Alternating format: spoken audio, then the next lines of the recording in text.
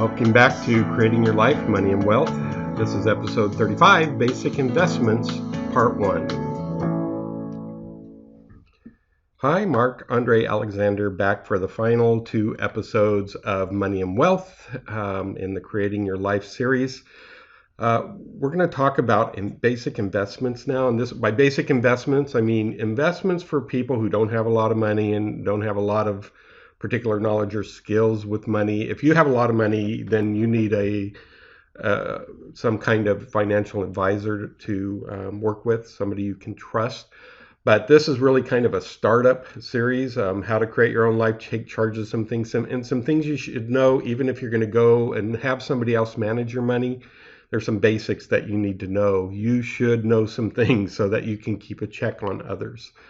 So the question here is, what can you do to start, especially if you're trying to get out of debt and into assets, if you're trying to make a start, if you're starting to come into some money and you want to give a basic idea of how to protect it and how to go forward. The first thing, get out of debt. Get your credit cards out. Restrain your spending. This is about self-control. This is about making choices in your life that will help you preserve some of your wealth and some of your money. So the first rule of finance is to live within your means and spend no more than 80% of your take-home pay. And here's what you do with the other 20%. You apply 10% more on your credit cards or the principal of your mortgage. You start getting that down every month. But credit card debt is first, and then principal on your mortgage. You know, if you're thinking of buying a house, think about what kind of loan you get as well. Variable rate loans or loans that start out low and then in a couple years kick up, bad idea. Try to get a loan with a very low fixed percentage rate, 15 or 30 years, but one where the monthly payment allows you to pay extra on the principal, significant extra, and knock it down so you're not in debt for decades. The other 10% you hold in cash in a savings account or gold and silver savings account. Right now, I'm recording this in June of 2015. They're not making any interest. That makes a difference. You're more likely to be paying a fee for having a savings account to the bank. But, you know, if you can find a good gold merchant or get some junk silver, maybe you put a little bit there, but have cash on hand, have something there. So this is generally speaking, you want to spend no more than 80% and just start getting out of debt. Also, when you start thinking about investing, watch out for con artists. There are economic bubbles and pyramid schemes going on all the time, especially with people who want you to believe that they're out to help you make money. If it sounds too good to be true, it is, especially if they want money first. Right now, we're in a big economic bubble. The stock market is a bubble. It's a bubble because all of that bailout money that President Bush and President Obama and the government approved and continues to churn out, all that money has to go somewhere. And right now, it's artificially going into the stock market, among other things, as well as real estate. These are bubbles because the government is fueling them and will be cutting that off at some point. And so when that cutoff comes, and there's no predicting when, or when some kind of economic event worldwide gets triggered and the emotional rush is on to get out of these things, the bubbles will collapse as they have in the past. So watch out for these. If you don't understand bubbles, some of the references I make in some of the books, in my book, Money and Wealth, I have some recommended books to read. They can help you understand bubbles more effectively. But beware of this, especially pyramid schemes where somebody says, hey, give me $1 now, give me $10 now, and then other people will give you stuff later. Be careful. To start off your investment understanding, I recommend Harry Brown's Fail-Safe Investing, Lifelong Financial Security in 30 Minutes. It's a small book. It's very good for beginners, for people who are just trying to be safe, who don't want to risk a lot and preserve the wealth and money that they have now or in the process of acquiring as they start ramping up on the asset side of life. He's a good start. You can go into other things later, but if you have this foundation, a lot of other things will make more sense to you. So what I'm going to do is I'm going to go through some of the golden rules of financial safety, and these come from Harry Browne. You can find these all on the internet with even more detail than I give you here.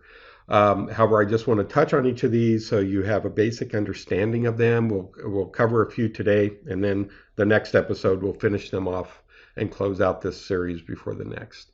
So, rule number one, your career provides your wealth. Your business profession versus investments.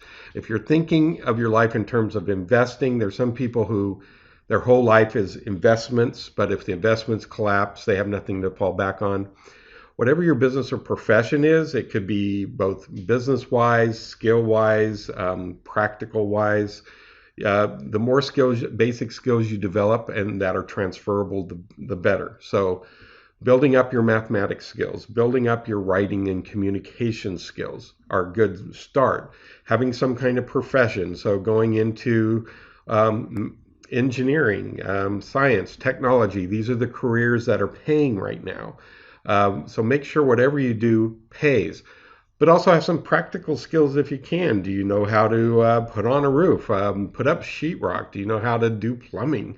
Do you have some handyman capabilities? Do you have some kind of bookkeeping capabilities?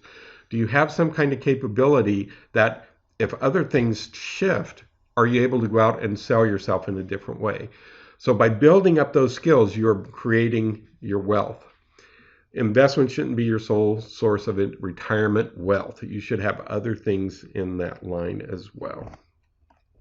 Rule number two, don't assume you can replace your wealth. Wealth is earned when your talent or effort harmonizes with existing conditions, but things can change. You know, buggy whip makers at a certain point when the car came along realized they're out of business. And if they put everything into that skill, what happens? So conditions change, the laws can change, technology can change, markets can change, wherever the emphasis is can change. So if you pour everything into one basket, you may find that you won't be able to shift very effectively. So think in broader terms. The more your skills are both specific and general and spread out, the better you can transition and adapt. Rule number three, recognize the difference between investing and speculating. Investments really mean no risk, no practical risk. So when savings accounts make sense, when it is at 0% interest as things are right now, putting money in a savings account and get maybe 3 to 5% interest rate. It's low, but at least it lacks risk. And same with treasury bills. Low, long-term hold of your money. But as long as the bank and the government are solid, you can trust these. Now, they're not always solid. There are always issues going on with them. So you want to stay with major banks and hope the government hangs in there if you want these kind of investments. But these are the kind of things that offer no risk. Everything else is speculation, really. They all, stocks and any kind of scheme to support something that will pay off someday. You got to be careful. Those entail risk. So just understand speculation is gambling. Stock market is gambling. Unless you're an expert in some things, the likelihood is high you're going to end up losing money in the stock market if you don't know when to get in and out at the right time, or to read and understand the conditions that are going on. You at least should understand the risks. Rule number four, no one can predict the future. Right now, there are a lot of people out there saying, disaster is coming. And there's October 2015 is a big date. This is being predicted. And there are people that want you to pay them money so they can take you through a kind of seminar, online web training or something to prepare you for the coming disaster. Now, who knows? Maybe this one will happen. But my experience has been, all the way back in the early 70s, I remember global financial desire because of our, global disaster coming because of some kind of fiat currency this and going off the gold standard that and international debt and that kind of thing. 1975 was the year. Didn't happen. Now, some things came along to change that, especially technology. Silicon Valley has done a lot to save a lot of potential disaster scenarios. So you don't know what may kick in that'll suddenly save us from the decisions of policymakers and from big financial institutions. beware trusting forecasts, in other words, especially people who want your money out of fear so that you will understand what to do. Apocalypses do happen, but rarely. And people who want to make money off of you predicting apocalypses, be careful of that. Rule number 5, no one can move you in and out of investments consistently with precise and profitable timing. In other words, be careful about other people making you rich. As you learned in creating your life, other people, they're really not out to create your life. They're out creating your life, and they can use your imagination to do that. So if you trust somebody with your stock portfolio and you're trusting somebody to move things in and out, well, maybe they can do a good job up to a point, but they will always fail. And they will make mistakes like anybody else. The only people who make precise and profitable timing are the politicians who are in bed with certain financial interests who get a heads up, buy this stock now, it's made money, now get out before it collapses. Those are the only kind of people who will know for sure. Otherwise, you need to trust your own ability to analyze markets, to analyze business plans and business data if you want to be the kind of day trader who moves things around in the stock market. Otherwise, be careful about trusting other people.